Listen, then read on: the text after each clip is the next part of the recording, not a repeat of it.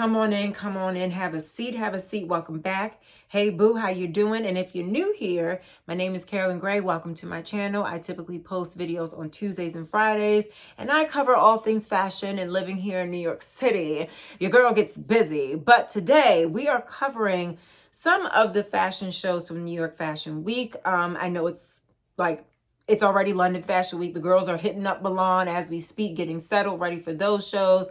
But now we got a little bit of rest in between. I figured let's cover some of the aspects of these shows, because I'm going to say this. This is purely my opinion. I'm nobody. Okay. Take what I say with a grain of salt. And I mean that wholeheartedly.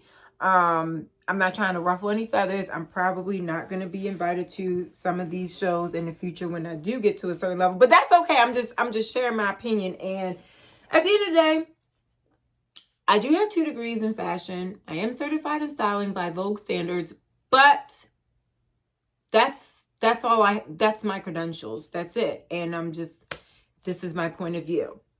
But before we actually hit the New York Fashion Week situation, really quickly, can we discuss Daniel Lee at Burberry?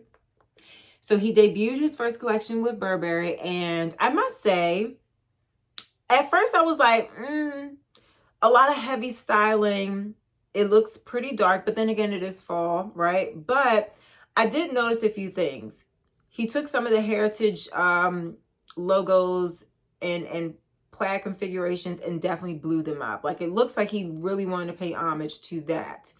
He did a lot of bottle warmers, which was interesting. But at the end of the day, the whole collection kind of gave me like, we are residing in the countryside of England. And I dig it. I dug it. I'm not saying nothing was wrong with it. I'm like, he likes to put a little pizzazz in certain things, right? Love the fur shoes. And I feel like he's really making a statement. And it also gave me very London grunge. My favorite pieces from the show was the like full fur. It was like a fur coat that had like red and citrus mustard yellow involved. I mean, the color combination was amazing. It came with the fur shoes that I was like, oh my God, those are beautiful. And it came with a bottle warmer, which again, interesting. He made his mark. Head over heels, not so much. I heard what he's trying to say. I'm still trying to figure out what happened when he got extracted so quickly out of Bottega, but I do feel that he is going to bring the same excitement and attention to Burberry as he did with Bottega, especially within their accessories space. So I look forward to the next collection, and I hope it creates more excitement out of me, because this one didn't, but also he just got there, right? And I'm still curious as to why he got. Okay. Anyway, we're going to move on to the New York shows. The first one on my list, and I'm going to keep this alphabetical order. I think I have 13 brands that I have some notes on, but Altuzarra. I am not one for color. Like, I don't wear a lot of color, and I don't do a lot of prints. But if there was a collection to turn me out completely, it would be this one. This was actually one of my favorite collections throughout the entire season so far. I love look number 4, the teal and burgundy print. Genius. It's whimsical. It's beautiful. The styling was impeccable. And then with freaking look number 8, hit me in my chest, okay? Because that blazer glove combination with that maxi skirt, we're still seeing maxi lengths all over these collections, right? But it's just, it looks like a sunset on the body, you know? Look 29, that's basically, again, a girl like me, I don't love prints and colors, but this periwinkle blue is another common theme that I started to see. And I feel like it's going to be a big thing for fall 23 for sure. But this with that hat is so precious. Like, oh my God. And then number 15, that deep teal all leather situation. I hope somebody make a dupe out of it, because at real retail price, I don't know, but I know I'm going to get that dupe, because that is beautiful. Okay, the next one, Area. So Area was feeling real fruity this time. You know, they were giving bananas a little bit of watermelon. And I was here for all of it. A lot of structural detail. I mean, I don't know how people go and bend and sit with the banana dresses on, but I feel like it was perfect for like red carpet situations. It's Grammys, MTV Music Awards, like that type of situation. Personally, I love the pink gown. That was beautiful. That was so pretty. That's like a fantasy made in a dress. Then it was like a denim banana gown. And I was like, okay, if you're going to make me wear banana, I'll do that one. But the rest of the banana looks just, no, thank you. Sure, there's an audience for it. I love area, but the denim banana one, I could roll with. That was it though. Let me just look. And then they had this like black bubble situation that looked like the Black Swan. Yeah, that was cool for a red carpet moment. And then they had a pair of like wide leg denim jeans with like like gold nipple covers and like a little bit of a bananas like corset situation. Not necessarily the nipple covers, but I like the corset idea with the bananas. I thought that was a great, if that's a belt, all right, I'll take it. That's beautiful. But yeah, overall, like I love bananas and I love watermelon too. I'm curious to see how this sells. Moving right along, Brandon Maxwell. It was giving very much New York career woman. It kind of reminded me of Jill Sander and Proenza, which you'll understand later why I say Proenza. But all in all, a beautiful collection. There was a lot of maxi lengths here, which again, common theme that we're still seeing. A lot of leather, beautiful detailed leather. Sheer is still up there. There's a lot of androgyny within this collection. My favorite looks personally was the gray sweater skirt set. Very wearable, very smart. Looks really cozy. The leather, it's like a cognac brown leather suit short set the whole I just want to take a bite out of it. It's just so beautiful. It's like soft and hard at the same time. And then what really took me out was the cropped leather jacket with the little belt across the thing. Excuse my stain, I was eating Chipotle. And the maxi skirt. Brandon Maxwell really killed those leather looks. And I'm hoping and praying that there's a lot of dupes, like good dupes of this. But you know what? I might just sell a kidney. That leather skirt set. Wow. Okay. And then moving on. So like I said in previous videos and in this, this is purely my opinion. At the end of the day, I am a mere human.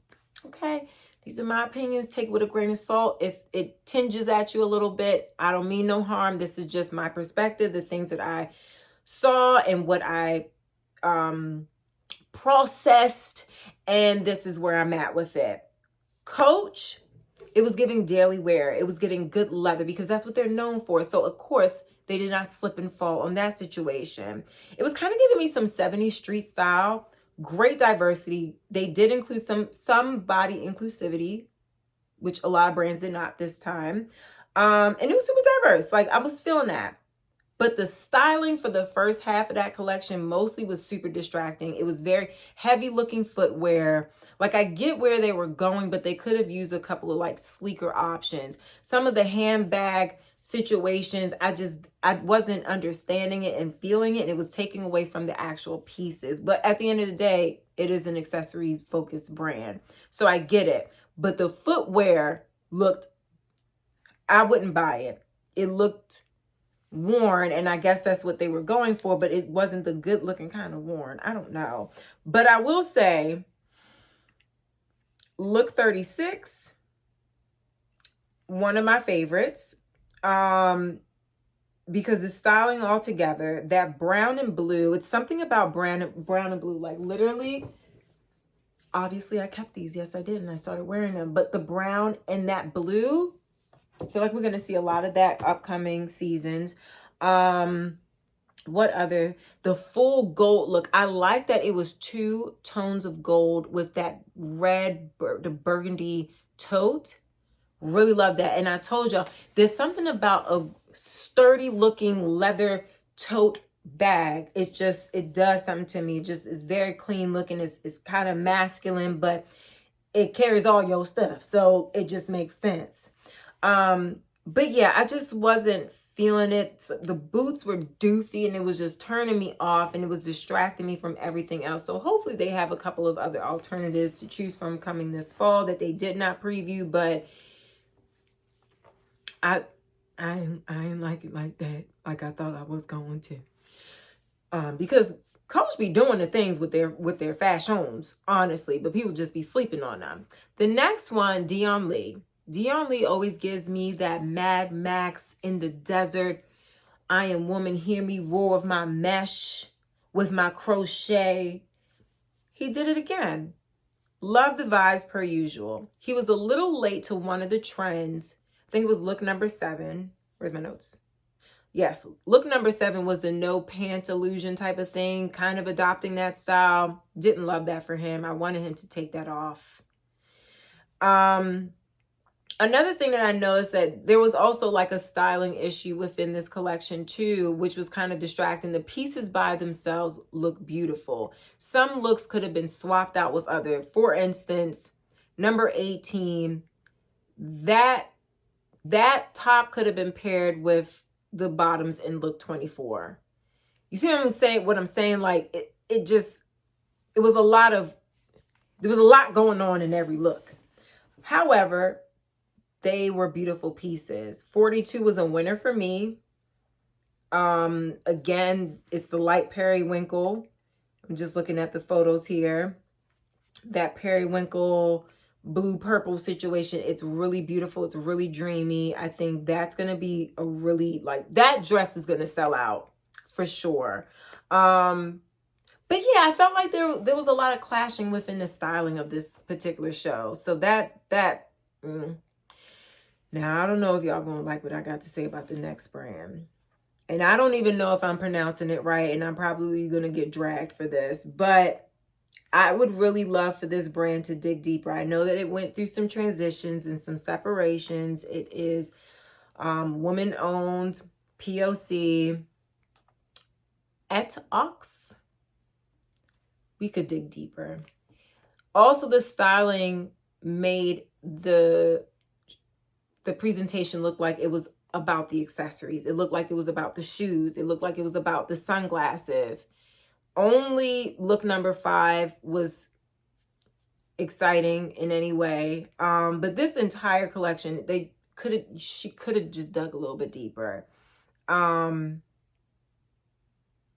silhouettes were dated. I feel so bad for saying this. And yeah, the accessories took away from a lot of focus on the presentation overall. So hopefully, those are my thoughts on that particular collection. And I was excited to see that collection too, because I know there's been a lot of transition for that brand, personal and professionally. And I'm just like, damn, all right, well, okay then. Moving right along. Jason Wu collection, red carpet worthy looks all up and down. The epitome of elegance. Like, there's a lot of elegant feels. Look number 11. If they would have made this in ivory, it would be a sellout bridal look as well. This in the black is just beautiful. That is an Oscar-winning moment dress, okay? Just gonna put that out there. Number 18, that red is amazing. The shoes, see, here's another. The shoes in this particular collection also kind of threw me off. Like the T-strap, it took some of the attention. Like simple, keep it simple. But the looks were beautiful overall. Number 20, I love the fact that we are not leaving the power suit alone anytime soon. I love the raw finishing on this. I love the color of this. There's a lot of beautiful colors that I'm feeling, and it's crazy to me because I'm like, who am I? Am I a new person? Because these brands are turning me out onto different colors, and I'm like, wow, I would love to dive into that. Number 26 was so dreamy and beautiful. Look 37, the craftsmanship, the beading, the simplicity of the top, the silhouette, the styling of that whole look. Beautiful. I would love to wear that outfit. But leave the T-strap shoes alone next time. Just ankle strap or just like no straps. Moving along to Kate. Now, Kate said, we're going to do our collection in our new flagship store at NYC. And I said, we heard you, sis. And I immediately, like the first look said, we're in a Siberian tundra and we're giving fashion chic. Like that opener really stamped that appeal. And I was here for the whole situation. It was giving strong shoulder. It was giving power soup, a lot of grays, deep forest greens. At the end of the day, I'm realizing more and more the silhouettes that I'm into, the styles that I'm into is very Roe, Kate, a little bit of Michael Kors, a little Michael Kors collection, not MK, no, we shall know the difference. But I literally was just like, I love Kate. And of course, all the brands that I'm really starting to connect to and understand myself like as a woman, who I'm becoming. It's so expensive.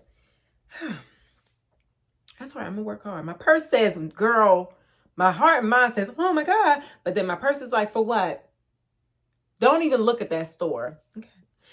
But let's just get into it. Look, number 15. The waist of that coat, even though we don't see it straight on, I know it's everything. Number 20, the accessories, the fur shoes. It's something about fur shoes this upcoming season, the fall season that we're about to. I'm excited for having fur shoes. It's like, why wouldn't we? I mean, even though winter is kind of fleeting, we're not going to talk about it. We're just going to do better and pray for the best. Number 23 is for real, like tundra.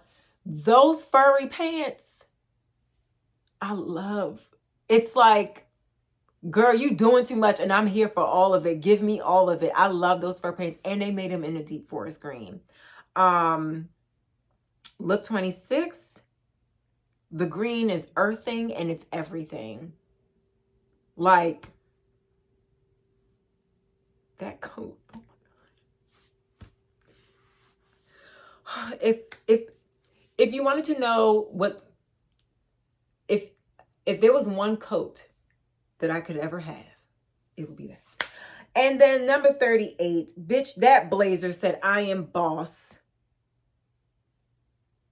Maybe the whole thing is faux fur. I'm not opposed to real fur, but listen, it didn't look like faux fur. It looked very expensive. Livestock was used for that, but maybe not. I think it's faux. Yeah, also gonna have to figure out how I'm going to sell the other kidney and still survive as a regular human with all my organs, because this must be had. Moving on to Luar.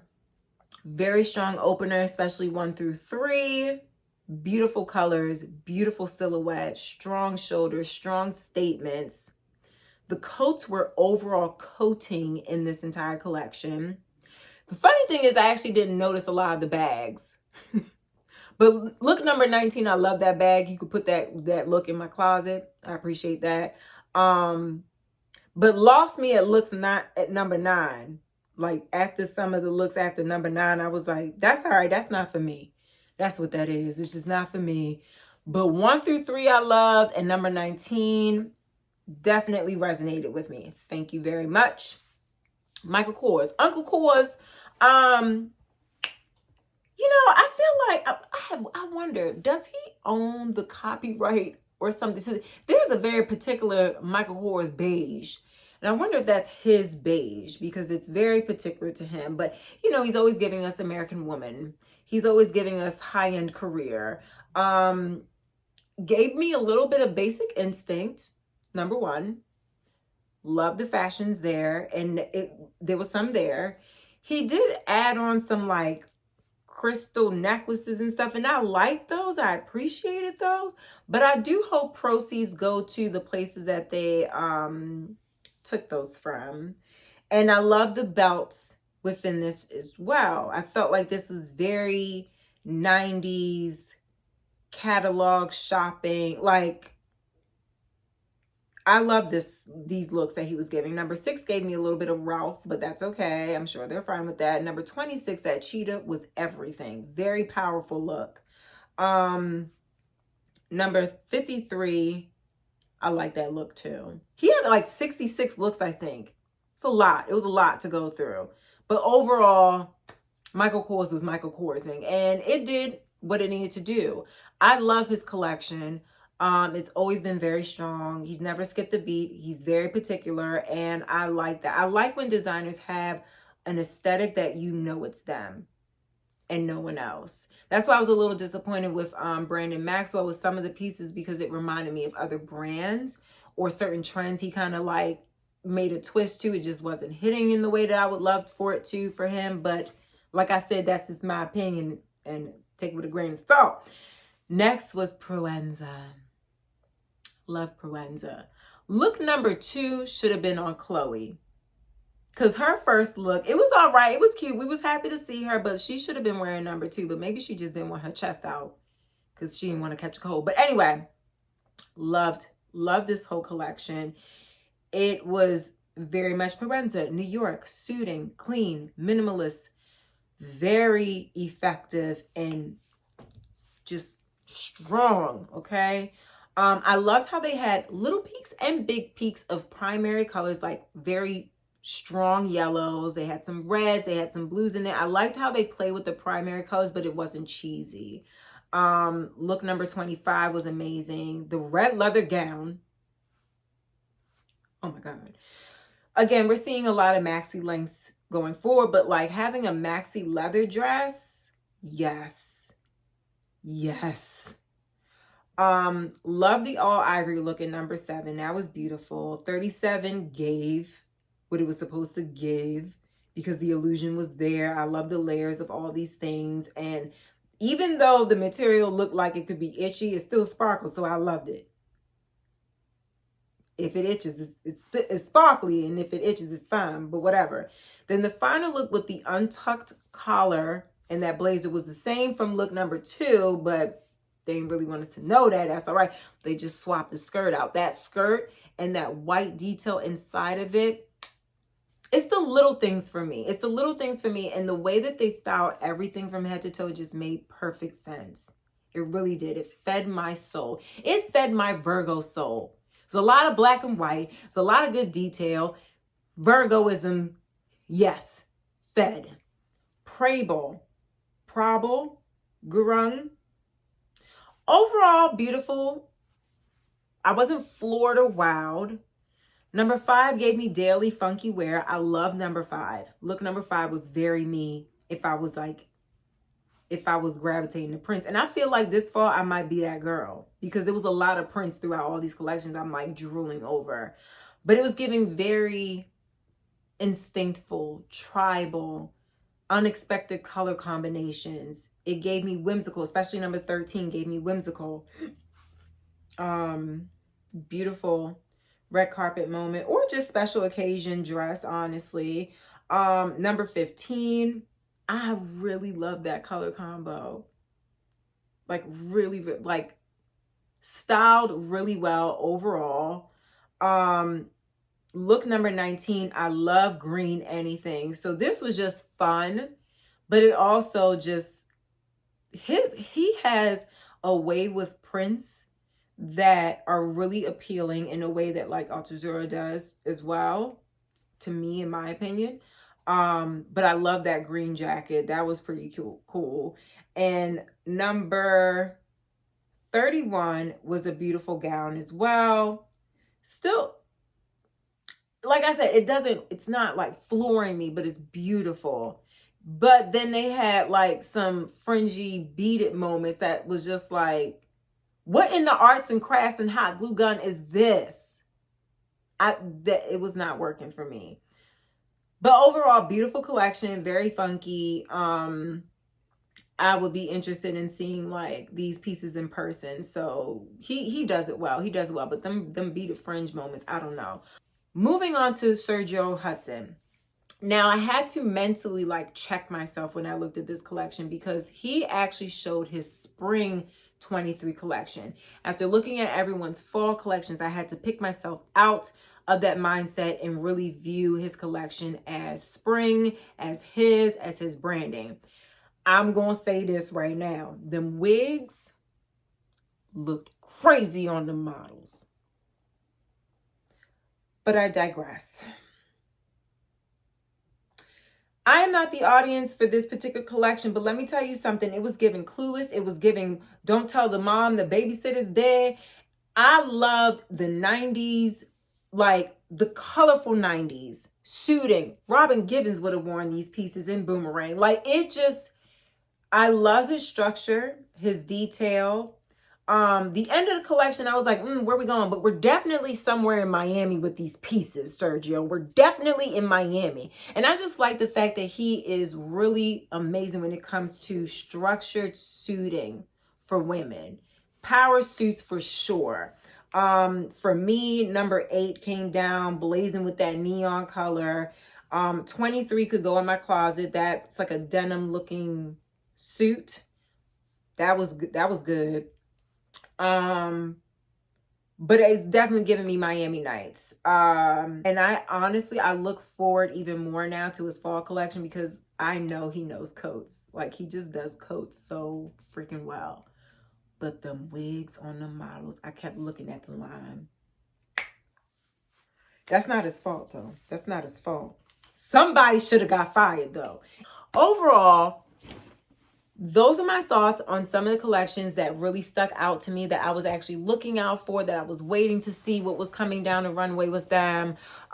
Those are the brands that I kind of have my eye on. There's a few more also, but it's like we're running out of time here. But literally, I knew that New York Fashion Week in February was going to be a little bit of a lull because it's cold. There's not a lot of excitement outside in the streets for it this time of year.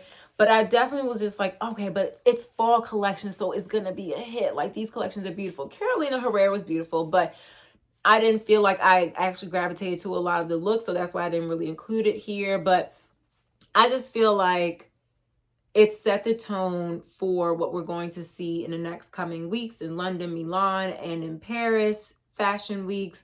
I wonder if we're going to see a lot of the same common threads as far as trends and colorways. But I just feel like the designers are getting back to design and not so, minus Area with their bananas, but it doesn't feel so gimmicky with these collections that we just previewed, or reviewed, sorry. And I feel like that excites me because there's a lot of cartoony type of styles that we're seeing right now that are definitely being glorified, that are hitting the internet streets heavy, and people are loving all the things that they're seeing, having fun with it. And there's nothing wrong with it. Fashion is meant to be fun. But I also feel like there was a lot of things that we were seeing that doesn't look wearable. It doesn't look timeless. It doesn't look like something you would want to hand down to your children or their children or whatever, you know what I mean? But I feel like these collections had amazing timeless pieces that just look so yummy and luscious and something that you would want to keep for a lifetime type of thing. So that excites me. I feel like they're getting back to their DNA of their brands and truly designing this time. So I'm really excited for the next shows to come up. Let me know your thoughts on this style of video. Did you like this type of video? Do you like how I talk about these things? Do you want me to cover the upcoming shows or what's happening right now? Because it's fun. It's a lot of work to like comb through every single collection, but it's fun for me. At the end of the day, I ain't nobody though, so I hope these brands don't come for me because I'm still small. I'm still growing, so don't come for me. But if you like what you saw, don't forget to hit that subscribe button. And let me know your thoughts on some of the collections. We could go to war in the comments. It's fine. No, we don't have to. But I'm just saying, definitely let me know if you have any opposing thoughts. I'm open to it. You know I am. And yeah, let's talk about it. I'll see y'all next week, okay? Or no, what day is it? I'll see y'all on Friday. Okay, bye.